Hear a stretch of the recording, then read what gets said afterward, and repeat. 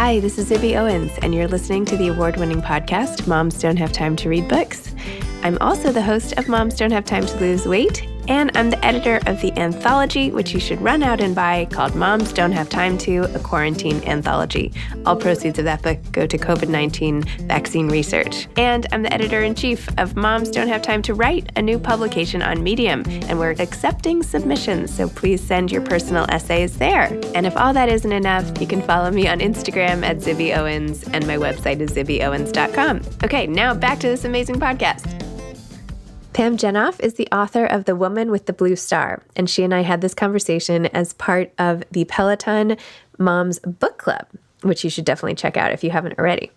Pam is the author of several books of historical fiction, including the New York Times bestsellers The Lost Girls of Paris and The Orphan's Tale. She holds a degree in international affairs from George Washington University and a degree in history from the University of Cambridge. She received her JD from University of Pennsylvania. Her novels are inspired by experiences working at the Pentagon and as a diplomat for the State Department handling Holocaust issues in Poland. She lives with her husband and 3 children near Philadelphia, where she teaches law. Her current bestseller is The Woman with the Blue Star, which is a riveting tale of courage and unlikely friendship during World War II. All right. Well, it's 7:00 and I see some of the moms showing up. So I just wanted to welcome everybody to the Peloton Moms Book Club virtual author chat with Pam Jenoff for The Woman with the Blue Star. And it is being special guest hosted tonight by Zibby Owens. Thank you, ladies, for coming. And I'm going to take a quick moment to introduce Zibby. For those of you who don't know Zibby, she is the creator and host of the award-winning podcast, Moms Don't Have Time to Read Books. And it's been one of Oprah's favorite podcasts for 2 years in a row. She's the CEO and founder of the Moms Don't Have Time to. She's formed her own media company and has multiple podcasts. She did an anthology about moms don't have time to during the quarantine of COVID. She has, I believe, another anthology coming out this November. She does all of the things. She has her hands in all of the pies, and she does a lot of things with Good Morning America and gives great book recommendations. So we hope that you guys will check out her podcast in the future. And with that, Zibby, welcome. Thank you. Wow, my hand in all the pies. You could have been in my kitchen earlier today. Like, were there secret cameras? Anyway, thank you for that. And thanks for having me at the Peloton Moms Book Club. I was much more active on my Peloton and have really gotten off the beaten path. And I don't know, I noticed that my dog's water bowl was on there, the other day. And I'm like, I wonder how long it's been there. Anyway, I am thrilled to be interviewing Pam Jenoff tonight, whose book was absolutely amazing, The Woman with the Blue Star. And I'm so excited to talk to her about that tonight. And this will become a podcast on Moms Don't Have Time to Read Books. Just letting you know that, but not the Q&A, just this part. So I will read Pam's bio from her website. Here, Pam, say hi before I launch into everything. Oh. There she is. Pam Jenoff was born in Maryland and raised outside Philadelphia. She attended George Washington University in Washington, D.C., and Cambridge University in England. Upon receiving her master's in history from Cambridge, she accepted an appointment as special assistant to the Secretary of the Army. The position provided a unique opportunity to witness and participate in operations at the most senior levels of government, including helping the families of the Pan Am Flight 103 victims secure their memorial at Arlington National Cemetery, observing recovery efforts at the site of the Oklahoma City bombing, and attending ceremonies to commemorate the 50th anniversary of World War II at sites such as Bastogne and Corregidor. Is that right? Very good. Very good. Oh, thank you. That's like 10 years of French in school for nothing. Anyway, following her work at the Pentagon, Pam moved to the State Department. In 1996, she was assigned to the U.S. Consulate in Krakow, Poland. It was during this period that Pam developed her expertise in Polish-Jewish relations and the Holocaust. Working on matters such as preservation of Auschwitz and the restitution of Jewish property in Poland, Pam developed close relations with the surviving Jewish community. Pam left the Foreign Service in 1998 to attend law school and graduated from the University of Pennsylvania. She worked for several years as a labor and employment attorney, both at a firm and in-house in Philadelphia, and now teaches law school at Rutgers. Pam is the New York Times bestselling author of The Woman with the Blue Star, The Lost Girls of Paris, The Orphan's Tale, The Commandant's Girl, The Diplomat's Wife, The Ambassador's Daughter, The Last Summer at Chelsea Beach, The Winter Guest, The Things We Cherished, Almost Home, and A Hidden Affair. She also authored a short story in the anthology Grand Central original post-war stories of love and reunion. She lives outside Philadelphia with her husband, 3 children, dog, cat, lizard, and bird. So welcome, Pam. Thank you. Thank you for the warm introduction. And I'm such a fan, Zibby, of your podcast and everything you do and all of your lists and everything. It's just you're a force, and we're so grateful, all the authors. So, oh, thank you so much. As well as a reader, a consumer. Thank you. Thank you. Well, I am a fan of yours too, and, consumed this at rapid speed. I absolutely loved it. And I haven't really stopped thinking about some of the images in the book that have really sort of been haunting me that you described in such detail. But why don't you tell, I'm not sure who in the book club actually read the book, and a lot of people have their videos off, so I can't see a show of hands. All right, well, Sue read it, so that's good news for all of us. Sue and Lauren, all right, Barb, great. So for those who might not have read it, would you mind giving a brief overview of the book? And then I want to hear about what inspired you to write it. So can I do the second part by way of lead-in? So let me tell you what inspired me to write it, which will set the stage for the story. Is that okay? You know what? You do however you want. I'll just be here.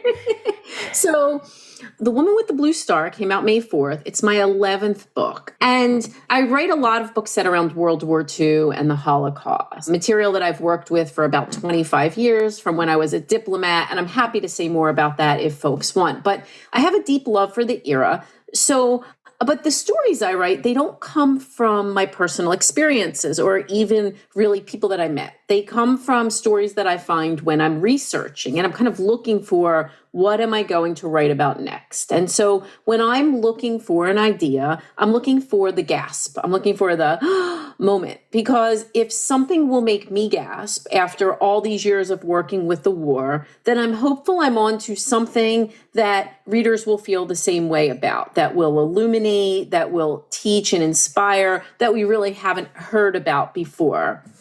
In this case, for The Woman with the Blue Star, the gasp was the discovery of a group of Jewish people in Lviv, Poland, who survived World War II by hiding in a sewer. And I don't mean that they hid in that sewer on their way out of town. They hid and lived in that sewer for more than a year. And hearing this, I had so many questions. Who were these people, and how had they survived, and what were their lives like, and who had helped them? And I was particularly taken from an anecdote from the true story. I don't write true stories, but an anecdote from the true story in which a young girl looked up through the sewer grate and she saw a girl her own age buying flowers. And she was so taken by the disparity between her life and the girl above. Her mother said to her, "Someday there will be flowers for you." It was this kind of promise. And so when I heard that, I imagined what would it have been like if the girl below and the girl above had the chance to get to know one another, and what would that have meant for both of their lives? So that's a very long introduction to say that The Woman with the Blue Star is about Sadie. She's a young Jewish woman who is living in the sewer, hiding with her parents, although she increasingly becomes isolated. And one day she looks up and she sees Ella on the street. Now, Ella is not Jewish. And at first glance, Ella has it pretty good. She's from an affluent family. She's not being persecuted. But when we look closer, we see that Ella has lost all of her family except for her really horrible stepmother, who is consorting with the Germans, and her ex-fiance, who hasn't even told her that he's back from the war. And so Ella has this really deep loneliness and need. And when she sees Sadie through the sewer grate, there's a very powerful connection between them. Wow. Well, the image of the flowers and that moment, I mean, the whole thing was just so random. It's almost hard to comprehend, right? That two people living on opposite sides of town could have such divergent paths and sort of have to face off with just this barrier between them and the lengths to which people will go. I mean, it was amazing, these stories of survival and the way that you put us sort of in that moment at the time and everything. And it's also such a great show of female friendship and what people are willing to do for each other. So tell me a little bit more about developing that relationship between the two girls and how you made that believable and how you treated that. And how to get people who are to relate and yet have it work so well on the page. One of the things I love best about historical fiction is taking women who through normal history would have walked on a very set path, and suddenly through war or catastrophe, they are thrown off that path and they're tested and challenged in ways that they never thought possible. And it's really fun to see how they grow and respond in those situations. And one of those parts that's super fun is taking women who through normal circumstances never would have met, never would have crossed paths, but because of the war, they do, and seeing what happens with them. Now, specifically with Ella and Sadie, I like to keep it very real. So if you read the author's note for The Woman with the Blue Star, you will know that I turned in a clunker of a first draft. I mean, after 11 books, I handed in a book and my editor was like, no. I'm like, no? Like, no. And so I had to rewrite this book in 5 months. And part of what changed was my first draft was only from Sadie's point of view. It was only the girl in the sewer. And it was my genius editor, who's always right, who said, we need to see Sadie's point of view and Ella's point of view.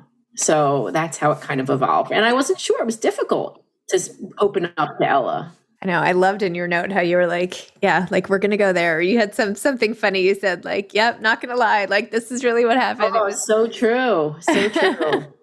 So after 11 books, like take us back to the beginning of how did you start writing historical fiction? Like what appealed to you about the genre and how did you sort of tackle the first book and keep getting better and better until we end up with these really vibrant characters today?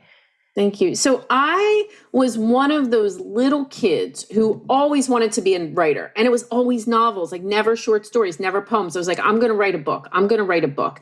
And then all through those many years when I lived in Europe and I went to school, I had plenty of time to write, but I never got started. You know what I mean? Like you've got this project, you want to get off the ground and you can't. And it was always the novel for me. I had lots of novels shoved in drawers. And the turning point in my life was actually 9/11. I had worked for the State Department and I came back from the State Department and I went to law school. And I graduated from law school in Philadelphia and I started working at a big law firm on September 4th, 2001, right? So it's a big deal. It's coming up this week. And 1 week later, I started on a Tuesday. One Tuesday later, 9/11 happened. I was sitting at my desk at a law firm and I love attorneys. I make baby lawyers. I teach law school. Like that's what I do. I think it's a wonderful profession. But that was the moment when I said, I have a deeper dream of being a novelist. And if I don't get started, like I could have been a 9/11 victim. It never would have happened. And so it was that life mortality moment. And I took a course at Temple Night School in Philadelphia. And I teach at Rutgers, but this course was at Temple. And the course was actually called Write Your Novel This Year. And I started to work on a book. And I didn't set out to write historical fiction, Zibby. I started out with 2 first chapters in that workshop. One was a historical and one was a present day. And people responded more to the historical. And so that became my first book, The Commandant's Girl. So I started in that writing workshop, which was a wonderful experience. But just because I joined a workshop didn't mean I was like off to the races. It was 5 years and 39 publisher rejections, before I got accepted on that first book. And bear in mind, I was a new attorney at a big law firm. I had $1,000 a month in student loan debt. So I couldn't just go be a writer. So I used to write the books from like 5 to 7 in the morning before I went to the firm. So that was kind of how it all came together. But I will tell you, I always read a lot of historical fiction growing up. So maybe it was fated, So. Wow.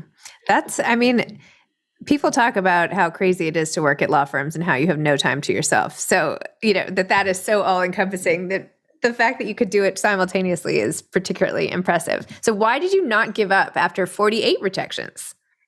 Well, you know what happened? So we submitted my first book, Commandant's Girl, everywhere, and we get all of these rejections. And then the agent I worked with at the time, he said, well, go write another book and we'll sell that one first. And then we'll kind of bootstrap this in. And I was like, as if it were that easy. But I'm diligently working on another book for 11 months. And on April 8th, 2005, I was at the firm. It was a Friday afternoon. And the caller ID pops up on my work phone. And, even then people emailed. It wasn't all phone calls. So I picked up the phone. It was my agent. And I said, are you calling to fire me? Because this poor guy had not made a dime off of my work. And he said no. And then I thought he was calling to yell at me for not finishing that second book. And he said no. He said, I'm calling to tell you I sold the first book. And it turned out that one publisher that we didn't even know was still reading it made a tiny little offer for Commandant's Girl, and off we went. But I don't know. I honestly believe that the only difference between me and anyone who's not published, is largely just keeping going. Because in that original writer's workshop, there were many better writers than me. And that's not modesty. I'm being straight up. There were some great writers in that workshop. And I think sometimes that the only reason I'm here is just because I kept knocking. So. Well, I mean, if you're like a salesman trying to sell milk and it's spoiled milk, it doesn't matter how many doors you knock on. Analogy. Right? No, I mean, you have to have something. No, it's true. I mean, I didn't just keep knocking. I kept doing 5 a.m. But, it was definitely that more perspiration than, however Ben Franklin says it, more perspiration than inspiration. I don't know. Wow. So you started on your journey, you got that published, and then fast forward to today. When you wrote all those other books along the way, was it still those anecdotes every so often and just the stories that you happened to find and hear, and you kept taking them, and then all of a sudden now you've written 2 handfuls of books, and it's amazing. So I started with Commandant's Girl, and I actually wound up writing a sequel and a prequel to that book, and that was really fun. And then, I wrote a couple modern books. I wandered around a few different publishers. I sort of had a long and winding road, but I always came back to World War II and the stories. And there were always stories. And there are moments, there are moments when we've looked at it and I've said, is World War II played out? You know what I mean? I will tell you honestly, it was right after The Nightingale by Kristen Hanna and All the Light We Cannot See by Anthony Doerr. And those two books, good. Yeah. Both of those books were both of those were so good. Yeah. And I looked around, I'm like, well, it can't be done any better. How do we do this? I looked around, but then there were still stories to be told and a great appetite with readers. And so, some of my books have been modern. I wrote one book that was set on the home front during World War II, which I particularly love. It's called The Last Summer at Chelsea Beach. And then I'm back to stories during the war. And it's always, it's just that little nugget of history that sets me off. If I think it's amazing and I can do it respectfully, then that's kind of where I start. Did you ever think about this being YA or middle grade or anything? Because you know how sometimes when you have a protagonist who's younger, now all of a sudden that means you're in the YA category. Yeah. This is maybe too talking shop situation, but no, it's true. Because I read part of this out loud to my daughter who's 8, but she likes me to read whatever I'm reading that night to her before we go to bed. And not to say it's for an 8-year-old, obviously, it's a lot of complex themes and everything, but she was really interested because it's someone close to her age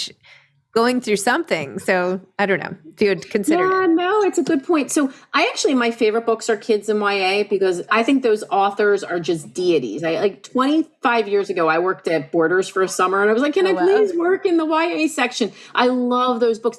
I don't have the voice for kids and YA. And so for some reason, my protagonists tend to be younger. They tend to be that age of women. But I don't like genre. When Commandant's Girl came out, Publishers Weekly called it historical romance at its finest. And I was like, romance? Have a romance. So I don't really always love the genre thing, but my books can be read by YA. It depends on the parent's sensitivity. So one of my 11-year-old twins has read 3 of my books already, and that's fine. They're very PG-13. There's not a lot of graphic anything. I write my books so that my mom can read them. So I think it's okay. Most of them are pretty okay for the younger set, but I'm happy if they read them. Yes. And did you, where was your family around World War II? What's your personal story? So interestingly, all 4 of my grandparents are from that, area known as the Pale, and that kind of Poland, could be Ukraine, could be Russia, based on what year it was, right? And when I lived in Poland, I was there for almost 2.5 years. I would always try and take trains east to see where my family was from. It was very, very difficult. all of my grandparents, and I should say great-grandparents in some cases, because 3 of my grandparents were born here, but all of my grandparents and great-grandparents were in America by the time the war happened. So I lost no blood family in the Holocaust. Now, my one grandmother, whose story is fabulous, she grew up, her family fled Russia for China when she was 2, and she lived in China for 20 years. And she came to America by way of Japan, Hawaii, San Francisco, and across. And I wrote about her story in the Grand Central anthology. I sort of borrowed her story, but I didn't lose family in the Holocaust. Now, when I lived in Poland, I became extremely close to the elderly survivors who were still living in that part of the world. And so they were like grandparents to me as well. Wow. I was chatting with a woman today whose grandparents also, they were born around the time, let me see if I get the dates right. Anyway, they were born there, and her parents were born in DP camps, both of her parents in different camps. And anyway, she actually also had really interesting stories about, and I don't want to give anything away, but, babies and, having families in the Holocaust time and era and all this stuff. So anyway, I should put you guys in touch. That would be amazing. That would be amazing. So having lived through these characters' eyes, right? And all of it, the mom, the dad, the Lily, and everybody is Sadie. And what did you learn about the period that even though you've read 8 million things about it, I'm sure, and written and all this stuff and researched and met people, like, where did it take you that you hadn't expected? Well, obviously the sewer was kind of a revelation to me, but it wasn't just this sewer. It was, first of all, it brought together people who were from really different backgrounds, who didn't know each other above ground, right? And they're suddenly kind of living in this very cramped space. The detail of their lives, that there were books, and, how did they have light, and, how did they celebrate, the Sabbath, observe the Sabbath, and all of those things. But the other piece that I really took away from this was the man who helped them. So there was a fellow in real life named Leopold. In my book, he's Pavel. And he was a sewer worker. And he was not a particularly honorable person. Like, he had been a thief before the war. But he met this family, and originally he agreed to help for money. And then they ran out of money, and he still kept helping. And he and his wife would go to all these markets around the city to get food without attracting attention and just risk their own family. And he was a great hero. And after the war, he died not more than 2 years after the war, because he and his daughter were riding bikes, and a truck came barreling toward them, and he pushed his young daughter out of the way to save her life. So even then, he was a hero. So it's these individual stories that are really so moving. Oh my gosh. Do you already know what story you're going to work on next?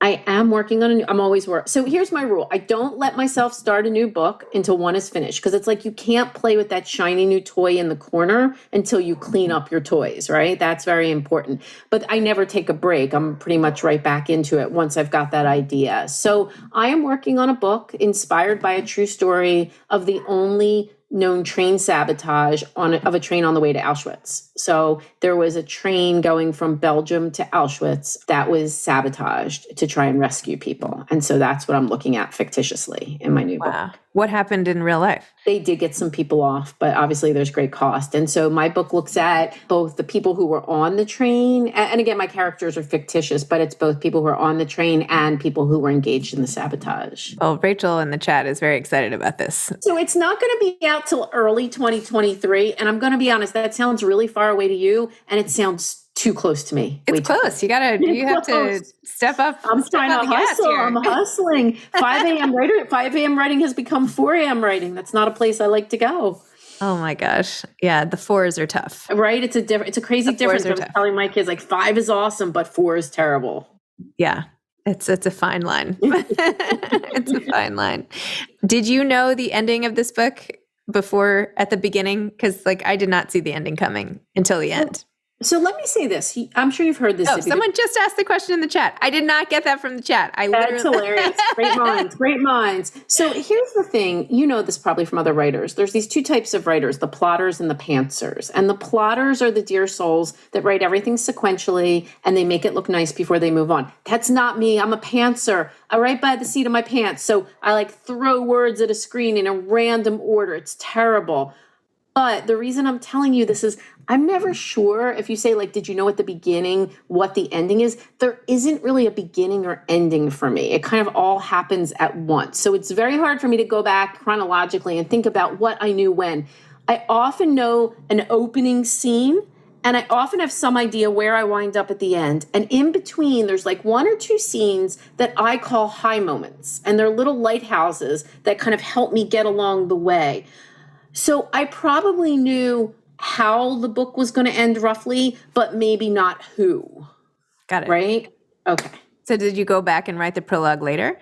I write a rough sketch of the prologue. I'll have like a rough sketch of the prologue, but if you read that prologue and you really don't know who is speaking per se, Yep. I don't necessarily know that either, right? I'm just throwing down those words. Someone once said that the plotters use scaffolding to build, but the pantsers, it's like an archaeological dig where you're picking up an object and like dusting it off and trying to see what's there. So that's how it works for me. It's sort of immersive in that way. Interesting.